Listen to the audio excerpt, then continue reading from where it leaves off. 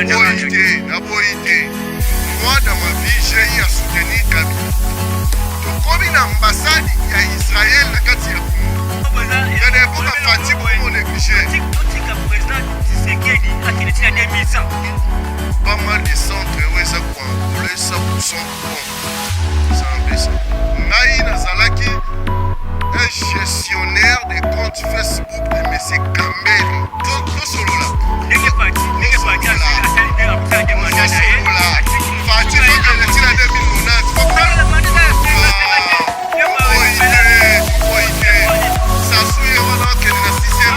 Wonderful TV, les sports du futur.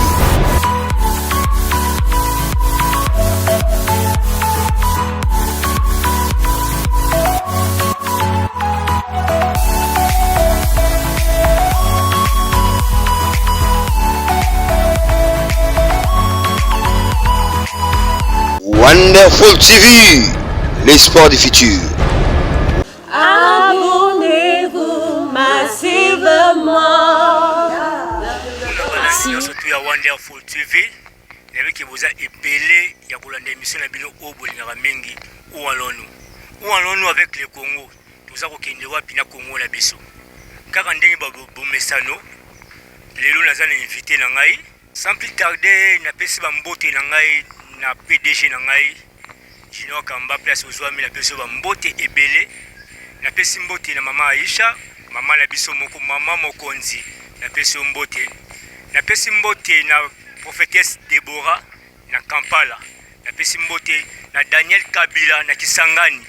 Na pesi mbote na nga ebele na bana nyonso tu ya Union fait la force.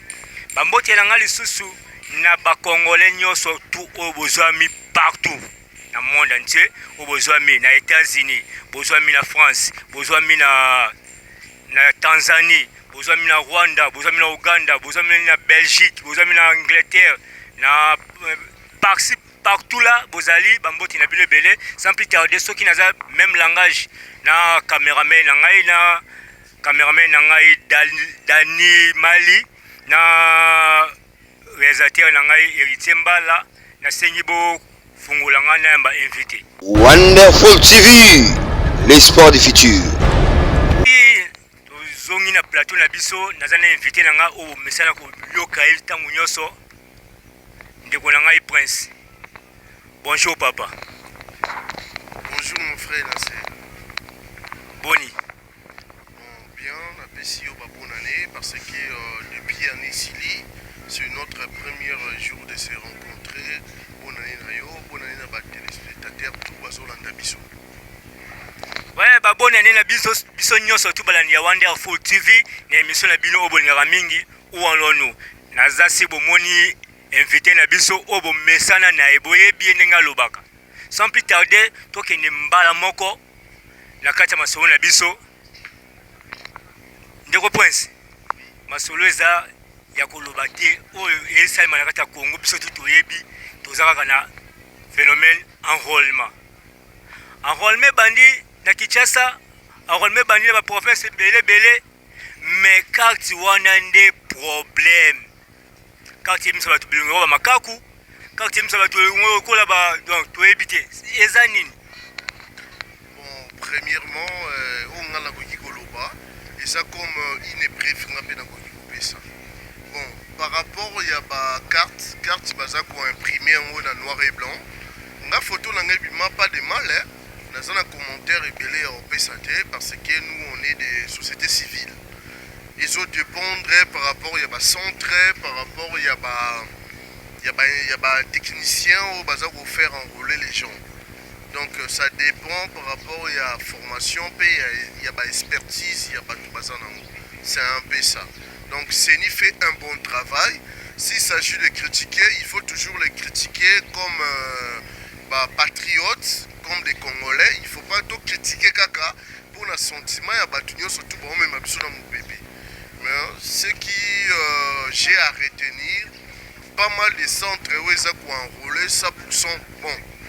C'est un peu ça. Pas mal de centres où ils ont enrôlé 100% bon, mais la plupart il y a des Quinois, surtout nous les Quinois, mingi ba décliner ngamoko lelo yo tisi kuna na carte te okende kaka boye so bakomi kaka 40-42 personnes bakati 17 heures bakati et centre machine kaka moko mpona nini bon ya eloko na kokoloba il n'y a aucun travail humain parfait mais si je ne m'abuse pas ils ont un centre net centre où on a s'enrôlaki ils ont 6 machines. Il y a d'autres qui a 8 machines, il y a d'autres qui a 4 machines. Je donne coup de chapeau à notre grand frère aîné, camarade Denis Kadima. Il fait un bon travail. Tout, ce n'est pas à critiquer. Il y a des centres misous, des machines, tout bon. Ça dépend de la population et la commune. Net la commune ya Lingwala, tout se passe bien. Na zwaki moi tant ya koleka na ba commune misous, mais je trouve tout se passe mieux. Et ça la mauvaise foi ya ba Congolais nde bazo témoigner mabé par rapport à Seni. Mais Seni tout se passe dans le mieux. Donc notre président, il fait de son mieux, il y a ça au moins effort. Il y a coupé sa population une élection qui est au rendez-vous et ça l'élection bien irréprochable. On a fou avec les cartes en couleur ou noir et blanc. Élection irréprochable. Est-ce que tu peux voter? Tu peux gagner une élection? Tout Élection Zali. Faiblesse n'est pas à Batouo négatif. Il y a plusieurs personnes qui pensent à la négativité selon eux que l'élection ne peut pas se passer. Mais en réalité, avec la volonté politique de notre leader, Félix Tshisekedi Tshilombo, qu'on soutient en passant, il va organiser ces élections. Atabadout Bazalango, Torokende Biso Tuna élection. C'est que l'élection Torokende l'élection sans opposition. Parce que comme on a l'élo, tout a tant mis opposant, si l'élo, tout le monde imagine été côté à qui qu'on soit, carte électeur, à qui qu'on s'enrôler. Tout le monde n'a pas à part Martin Fayulu, na monaki azwaki carte ne les restes Moïse Katumbi au camarade Kabila Kabila Kabanga sénateur en vie au Shadari nani Muzitu batoya surtout les même y compris même Vita Kamere si les lots n'a pas su carte d'électeur ils ont nini. Bon si je réponds bien je pourrais te dire que la CENI a besoin de 40 millions d'enrôlés. La CENI n'a pas besoin de 50 millions d'enrôlés ou de 42 millions d'enrôlés. Donc, et l'autre biso, il faut s'attendre à CENI faut comme à niveau, il y a qu'à faire enrôler 40 millions de personnes. On n'a pas besoin des individus, on a besoin des nombres enrôlés. Peu importe ceux qui ne sont pas enrôlés jusqu'à présent, on s'en fout de ça. L'essentiel est Zali. On s'en fout de ça, on s'en fout de ça, mais lelo oyo ndeko Moïse Katumbi aza candidat présidentiel, non? Oui. À cause de la candidat présidentiel, mais à sa relété. Comme candidat présidentiel, c'est notamment que non, c'est ce qu'on a à s'enrôler, à sa carte d'électeur, à sa citoyen congolais. Bon, il y a certaines questions, il faut fuir ça. Les gens battu monsieur Souro baza ko se crédibiliser, comment les mots m'échappent, baza ko se crédibiliser. Dans le sens, qu'est-ce que je peux dire? On est des Congolais. On n'a pas besoin des individus. On a besoin des enrôlés. Toutes personnes qui se sont prêtes à s'enrôler doivent s'enrôler. Le mal qui se passe dans le Congo na Bishwezani. Ils ont la batou, ils ont même ma presse, ils ont même ma batou, ils ont s'enrôler. Mais alors, on n'a pas besoin de ça. On a besoin de s'enrôler. La CENI a tiré par nae. Je félicite en passant le président Kadima, le président de la CENI, a besoin de 40 millions d'enrôlés. Le président Kadima, moi aussi je te salue en passant, vous avez besoin de 40 millions d'enrôlés. Lelo oyo na Kinshasa eloko mosusu eza te na information à part que PPRD aboyi bato na ye bakende kosanrole boza siki élection wana ekozala malamu po PPRD akozala te na élection oyo aboye mpe bato basanrole bato na ye bamilitant na ye badepute na ye baministre na ye banani na ye tout basanrole te boza siki élection wana ekozala malamu. PPRD a sali erreur. En 2006, Tshisekedi avait vu que le Tshisekedi papa avait vu que la consensus n'était pas bonne. Parce que tu as un dialogue. Il y a dialogue à Sand City en Afrique du Sud. Tshisekedi a montré que les préalables et des décisions qui étaient prises étaient favorables pour les étrangers. C'est pour cela qu'il avait refusé catégoriquement de participer à l'élection 2006. Alors, en 2006, tu peux participer. Si tu as géré 18 ans, tu as la canne jusqu'à présent. Tu as 20 immeubles, 38 niveaux. N'est-ce pas, ça va 2 mois, 3 mois. On n'a pas besoin de. Même si on va participer à l'élection, tu as ça dans la monnaie. Tu as ça dans le côté. On n'a pas besoin de. On n'a pas besoin de Chadari, on n'a pas besoin de Kambere. Kambere, c'est un hypocrite. Nous, en 2015-14, on était en PPRD. On soutenait les humbles savants qui étaient dirigés par le chef. Maintenant, il est le vice-secrétaire permanent du PPRD, mais c'est Kambere. J'ai sali en passant. Il n'a pas les leçons à nous donner. Tout puissions travailler à la PPRD. Qu'est-ce que Henri No va nous parler à son époque? On vous prend à mentir pour aller mentir. Est-ce que la politique c'est le mensonge? Je n'en disconviens pas. Point d'interrogation. Ça n'engage que eux. Aujourd'hui, M. Chadari dit que Batuna Bango et PPRD nous on est des sociétés civiles. On avait soutenu PPRD pour un moment. Est-ce que jusqu'à présent, on restera toujours pour PPRD? Je ne pense pas.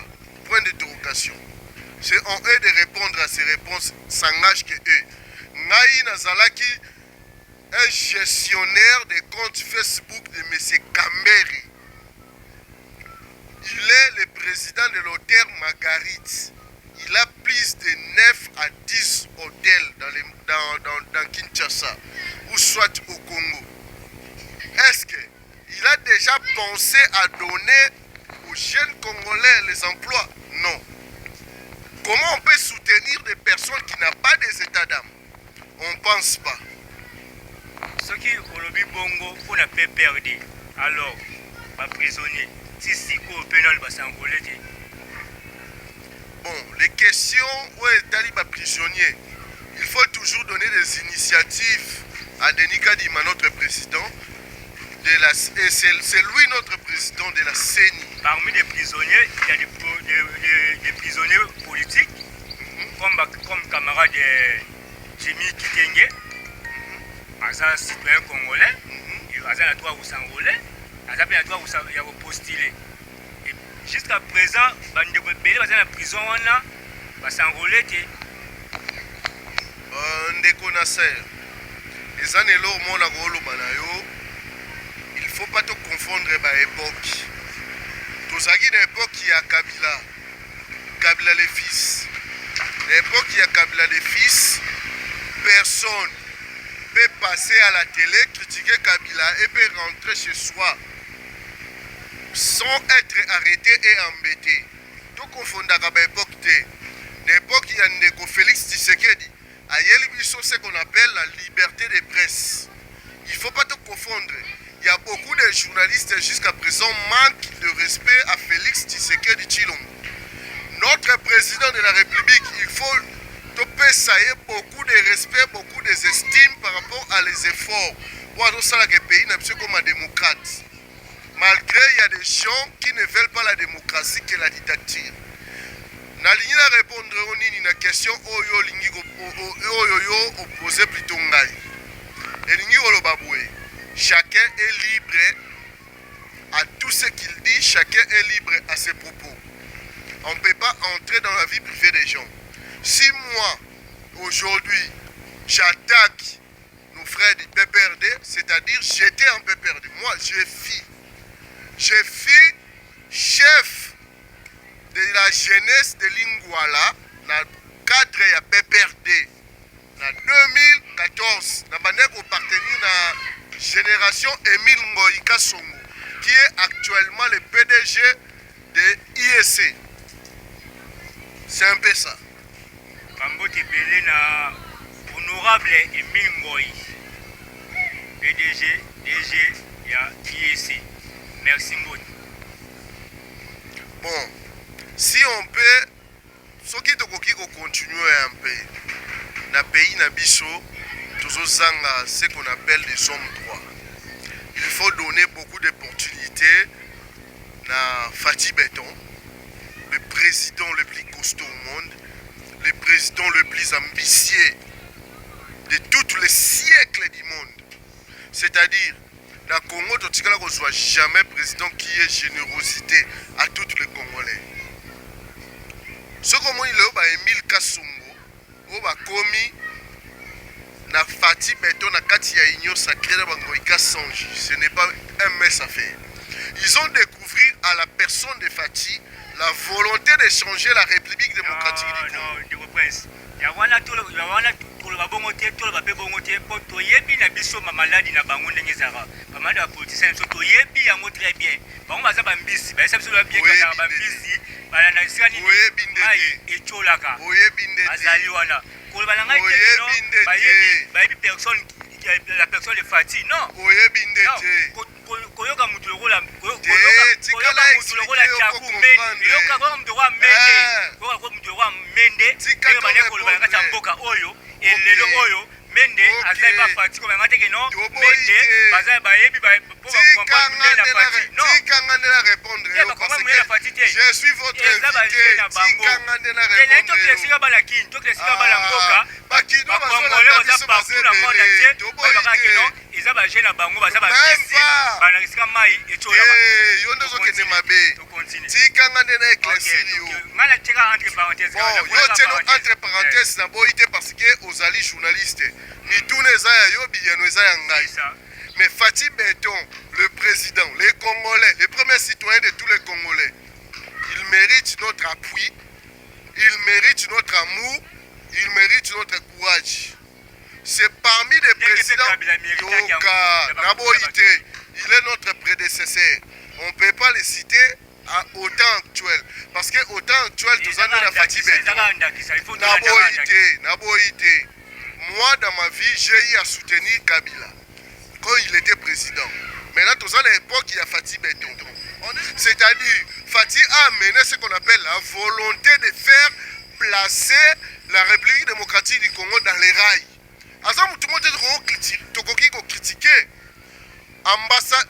Comment dirais-je, la maison Schengen était fermée à l'époque de Kabila par Cheo Kitundu comme le ministre des Affaires étrangères. Mais aujourd'hui, dans l'époque, il y a Tshisekedi plutôt. Grâce à Christophe Lutundu, là, notre ministre des Affaires étrangères, tout ça à la maison Schengen. Les Congolais prennent le visa dans tous les ambassades.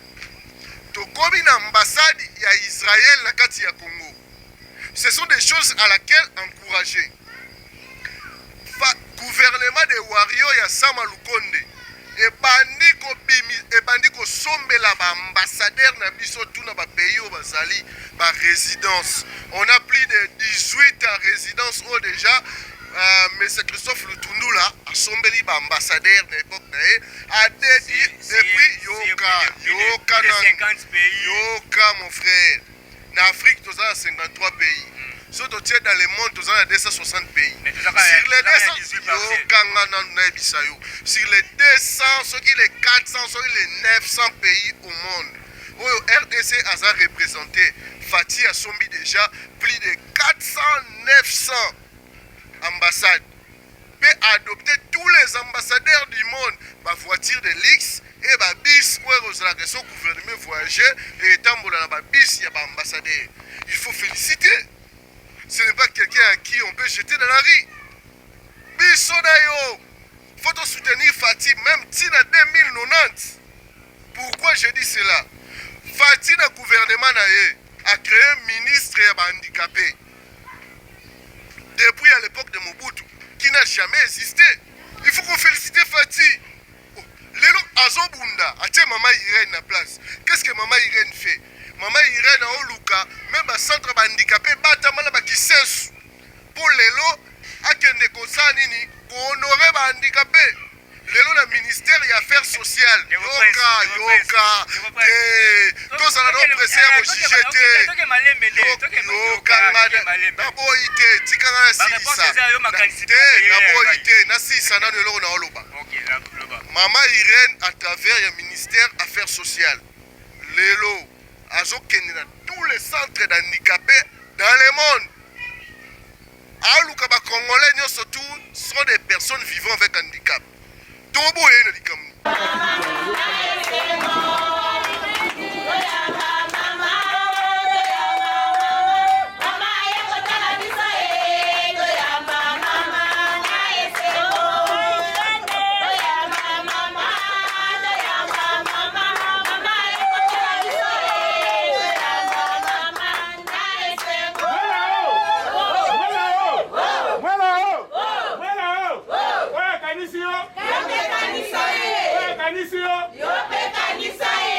Ça fatigue encore des chances à qu'il ne même jusqu'à 2100.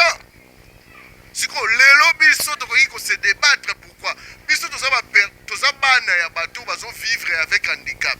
Kabila tika considérer biso te. Même pas mon bout. Il n'est pas fatigue pour mon négliger. Totika président Tshisekedi a qui est 2100.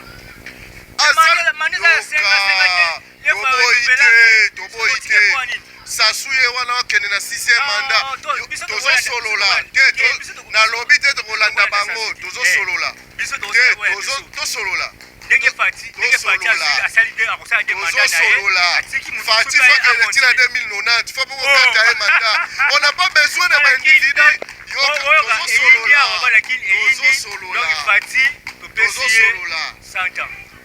oui c'est vrai tozo solola le problème est zani.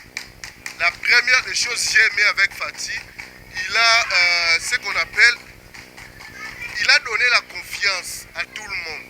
Surtout, dans Batou Bazagi négligé. N'importe Kabila, Kabila des pères, Kabila des fils et Mobutu, des personnes vivant avec handicap. Ngana yo tobi histoire n'importe Mobutu dans son handicap, on boit un fleuve. Mais Fati aujourd'hui, il a mis en disponibilité ministère mobimba ozo dépendre na handicapé so mutabongo photo inae te faut raisonner toko inae te peu importe ce qui se passe à la CENI c'est pas la gouvernance. Premier ministre na biso Sama Lukombe, il faut les saluer en pensant toza ko organiser ba élection na mboka na biso moko Congo to defi mbongo ya mutu te to zimbongo ya mutu mbongo ezobima na banque centrale pas comme d'habitude à l'époque de Kabila Japon te sponsorisaki biso n'époque à Corneille Nanga Japon te sponsorisaki biso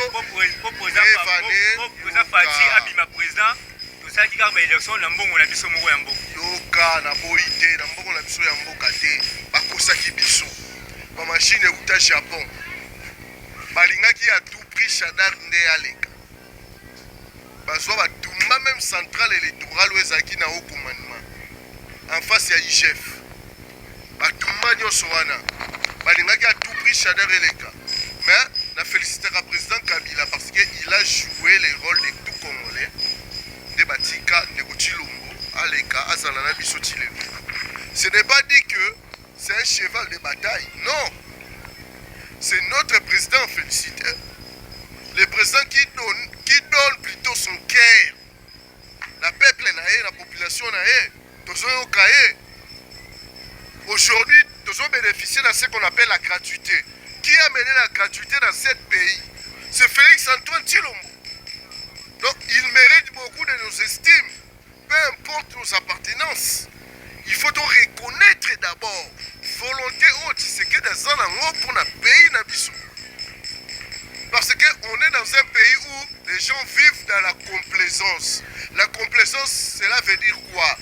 Les oiseaux vivent dans un système qui va apparaître au lieu d'être.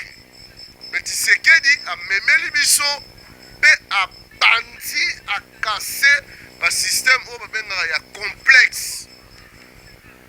Il nous a mis dans les nôtres. De ndeko Prince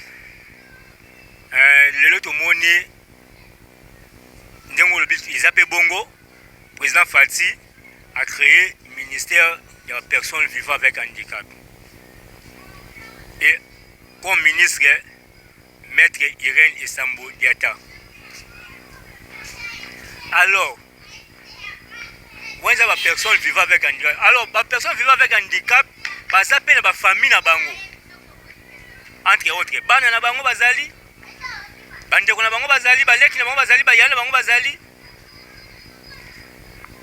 nini oyo ba personnes vivant nayebi ke parmi bango yo posa na kati yo posa di nombre comme parent na yo aza personne vivant avec handicap likanisi nini boza na yango oyo boki koyebisa maître Irène ke bino bana na bango esengeli basala na bino nini est ce que bazwa déjà bana na bango boza na mutualité oyo bosala déjà esungaka bino to vision ezali to nayebi te. C'est une bonne question plutôt oyo posé ngai biso bana na bango tout ça déjà na initiative na biso oyo nakoki ko dévoiler te eza les fils et les filles de personnes vivant avec handicap. Association wana objectif na biso ezali tokutana na maître Irène wakutanisa biso na Fati topose baka na biso parce que biso toza bana ba handicapé toyebi pasi ya bamama na biso saki ya loso akopesa lelo ekosala 20 jours ekosala 30 jours esili mais soki biso bana na bango tozotravaille tokosunga bamama na biso c'est-à-dire ezali action oyo chef de l'État on est tout déterminé tous plutôt déterminés ya kokutana na ye moko Fati mpona koyebisa ye badifficulté oyo tozokopase nango dans les sociétés parce que nous tous on est des chômeurs, on a des diplômés, des gradués excuse, des licenciés.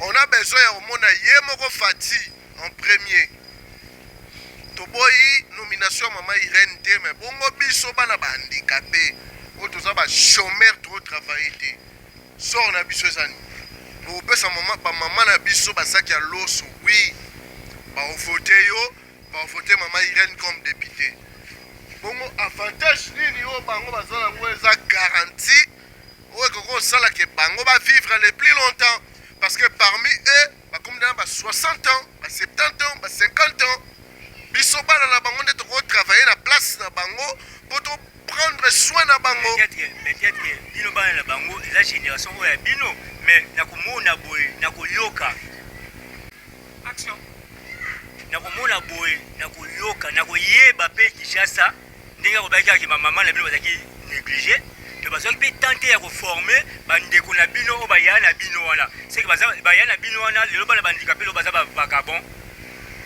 baza mayele te alors moyen bapesa bango bafonction bapesa bango baplace ya minene wana oyo olukana ezali te peut-être ke ndenge bino ozwi initiative wana to espérer un changement.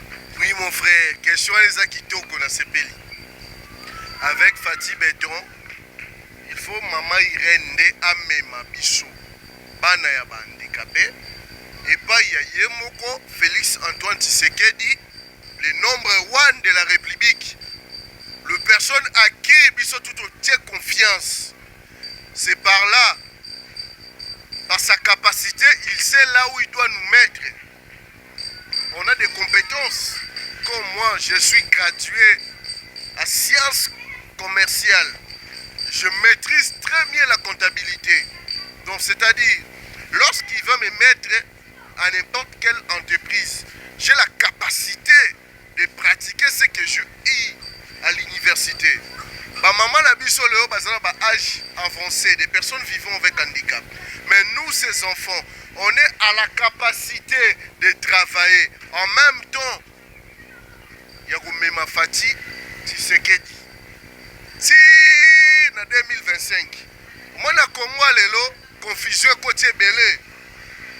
Mais étrangers batondi belé dans la scène politique. On ne sait pas, je m'excuse, qui est qui. On ne sait pas qui on peut donner la confiance. Mais biso tous la confiance na Obabengaka Antoine Félix Tshisekedi.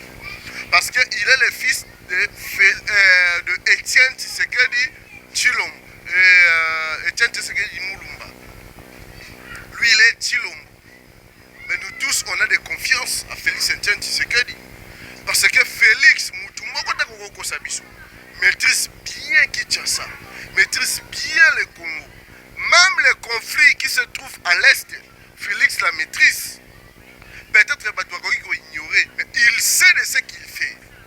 Donc, en réalité des choses, il ne faut pas nous prendre comme des cons. Maman Irène, oui, c'est notre maman, on l'aime beaucoup. Il est comme nos mères. Il est une personne vivant avec handicap que Tshisekedi a payé Lelo par considération comme ministre des Affaires sociales et ministre des personnes vivant avec handicap. Tous soutenir. Mais qu'est-ce qu'on demande à la maman Irène? Nous, les enfants des personnes vivant avec handicap, nous avons de conscientalité. Nous avons ce qu'on appelle des compatibilités. Des compatibilités plutôt. Il y a qu'au travailler. Soutien à Binoana, il y a les fils et filles. Hein? Oui. Les personnes vivant avec handicap. Ok. Il sait déjà combien des années? On a fait déjà 6 ans. Tout ça déjà 6 ans. Parce que dans 6 ans, on a toujours le solidarité. Toujours linga la personne juridique. Pour vendre sa structure afin de rencontrer le chef de l'État. Mais avec maman Irène, tu as dit qu'il y a une opportunité à écouter Félix Antoine Tshisekedi Tshilombo. Béton, moi na Congo. Pendant 6 ans, on a besoin d'opportunité d'écouter le président Félix. Quand je dis 6 ans, il faut comprendre que Félix Tshisekedi a fait que 4 ans. Donc, c'est-à-dire, dans 2 ans, c'était à l'époque de Kabila. On n'avait pas eu cette opportunité. Il y a qu'on rencontrer Joseph Kabila Kabange, je salue à passant notre camarade. C'est-à-dire, les Aguila Batounae, ne bloquer Bissot.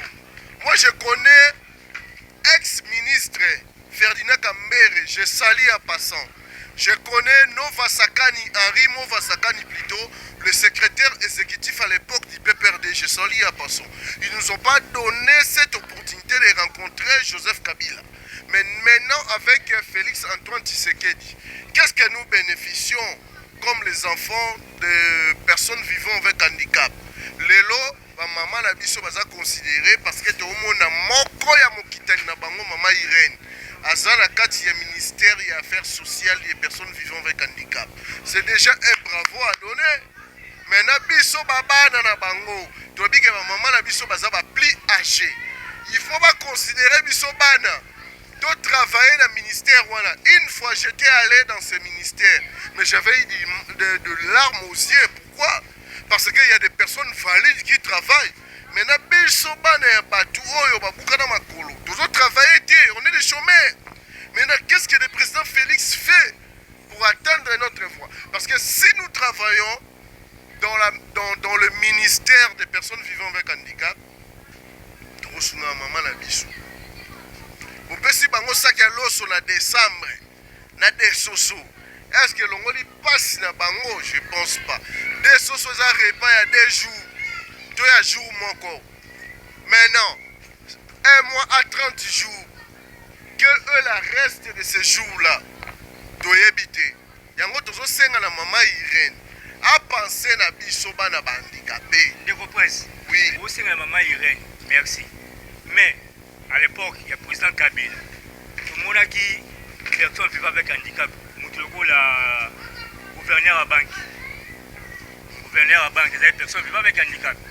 Ce qui est aussi papa Martin Ekan, Izipa, Azaki, personne vivant avec handicap. Aussi gouverneur local, Marcelin Ticham. Azaki personne vivant avec handicap. Alors bato tout azaki na ba mitu wana ba koyeko lobela biloté. Ko kape ko mona bango te na temps wana pour présenter bango projet na bilo zaki na. Question na ezaki toko. Na sepeli nango.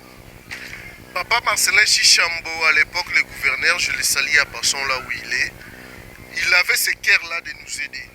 Parce que je pense tant qu'on a inauguré école na ye ezalaka na sayo école mama Marie ntango aza koinaugure yango abengaka biso tosoutenir ye mais ntango il a eu cette initiative là c'était déjà la fin ya mandat na bango maintenant tokomi na époque ya Félix Antoine Tshilombo Béton Fati Béton il a pris cette initiative il y a remettre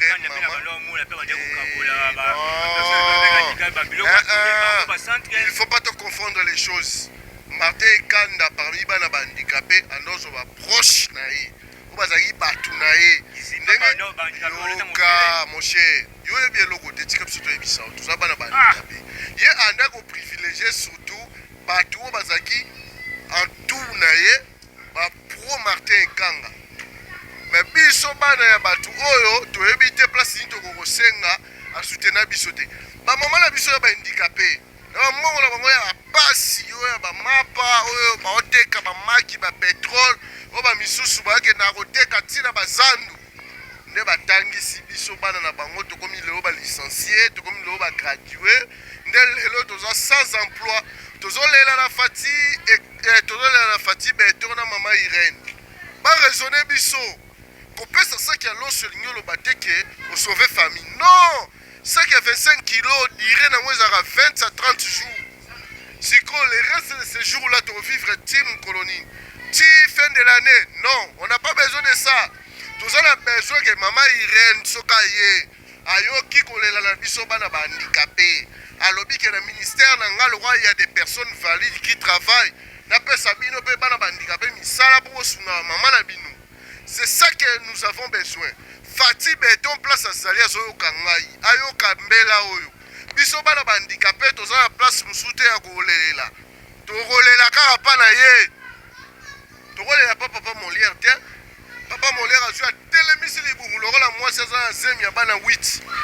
Alors sunga bana na yo mona mona députation provinciale, la députation nationale, na banini, tina ba entreprise publique. Alors il y a biso biso bana handicapé bomona biso wapi nulle part on est que des chômeurs des personnes qui demandent les emplois nani oyoka olela na biso ndeko Lézère to travailler na ye je salue honorable Lézère et Lézère plutôt c'est l'honorable le plus fantastique du pays ba oyo ba monyango mabe ba excusenga parce que ndeko Lézère ayoka kolela bana handicapé ayoka kamawa ya bana handicapé asunga ba handicapé ye asunga biso te une fois par mois mais asunga biso au moins 5 fois dans une année pour ayebi pasi ya ba handicapé ayoka ka ba plainte na biso mais c'est un simple député qui n'a pas la force de nous placer n'importe qui et n'importe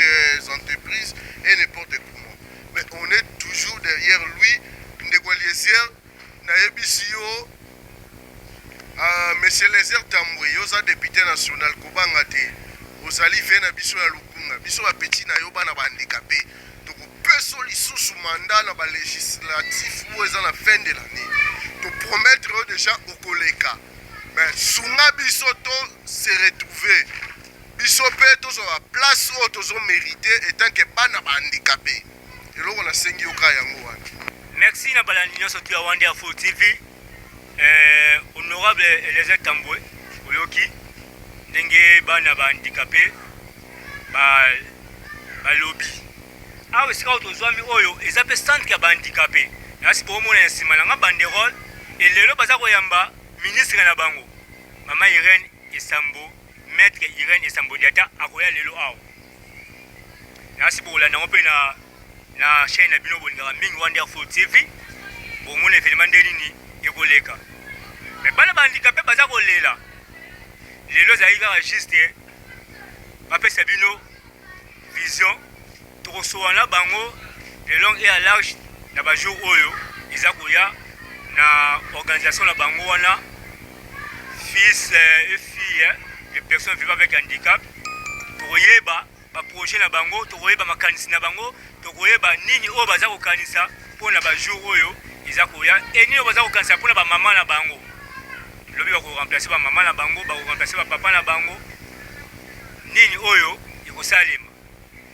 Merci tokomela biso vraiment na suka ndeko tokoki kokabona boye te sanke kozanga kopesa ata mwa bato mibale misato mbote baoyo yo balingaka wa mingi. Avant que nakoma na étape ya bambote pour la séparation, nakolinga na épingler moi quelque chose na cadre ya notre honorable ya Lukunga Eliezer Tambwe Mwamba kombo na yango wana. C'est-à-dire biso bana de personnes vivant avec handicap. De s'organiser. De ça la noyau moko qui est incontournable. Il y a toute la ville de Kinshasa. Mais tu dis que yo za mutu ya Lukunga. Ba voix na biso tu dis que ça ba voix na yo, et ba voix ya Fati Beton. Mais Luka biso à travers ya centre Kabalo. Luka biso to solola. Ba numéro na we ezali. Mais avec le temps on va vous contacter et puis tokoya na cabinet na yo même na parler du peuple ou n'importe quel endroit où yamba biso. On va essayer de discuter par rapport à l'objectif et puis de relire yo encore depuis en 2023. Mais tu ressens yo Luka biso. Et ça travail biso tu ressens la dépoto Luka yo parce que vous avez une partie politique. Donc la partie politique na yo ko bossa na biso te bana centre ya Kabalo. Les personnes vivant avec handicap. C'est nous qui a eu cette initiative ya Rosangisa. Bana ya ba centre nyonso ya handicapé ya ville Kinshasa mobimba. À travers na yo ndeto komona Fati Beton, à travers na yo to kopesa Fati ba voix, to kopesa yo pe ba voix. Donc c'est-à-dire vous êtes obligés de nous chercher. C'est un peu ça. Tous en a plein d'amour pour toi, tous en a plein de réserves pour toi. Tous en a ma solo moko ezo senga ke biso na yo to solo la. Na suki wana. Na pesi mbote na batu nyonso balandi émission oyo na pesi mon vieux le président Junior Kamba na Paris na pesi mon ami personnel d'enfance Semba di Timba donc Daniel Maboulou na Belgique le grand architecte il est maintenant parmi les 5 étudiants au basali fierté Afrique na kati ya France aujourd'hui déjà brevet na monaki mon ami je te salue à passant na pesi mbote na ma collègue Tania Andeka na Canada na pesi mbote na mon vieux Chico Kabasu na Canada na pesi mbote à mon vieux Joël Kabasu na Kinshasa et puis na pesi ba mbote belé na madame Pierrette Kaumbu Mafungu donc na Kinshasa na pesi bino ba mbote belé il faut boyeba que on est tous derrière vous. Et puis toujours soutenir Bino, puis toujours soutenir notre ami président Fati Beton, le meilleur, le seul, l'unique président du temps. Merci na balani nyoso tout ya Wonderful TV na émission na bino bolingaka mingi ou allons-nous toza kokende wapi na Congo na biso tokomela biso vraiment na suka.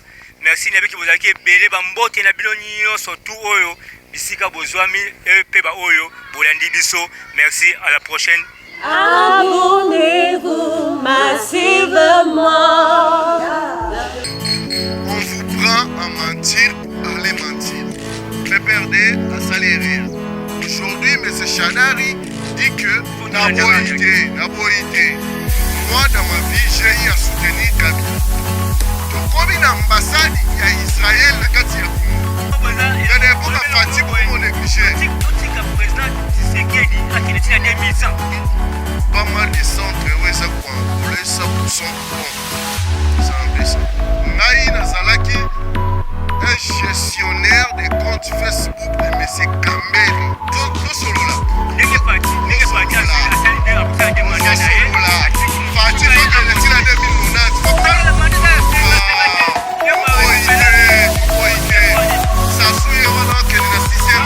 Wonderful TV, les sports du futur.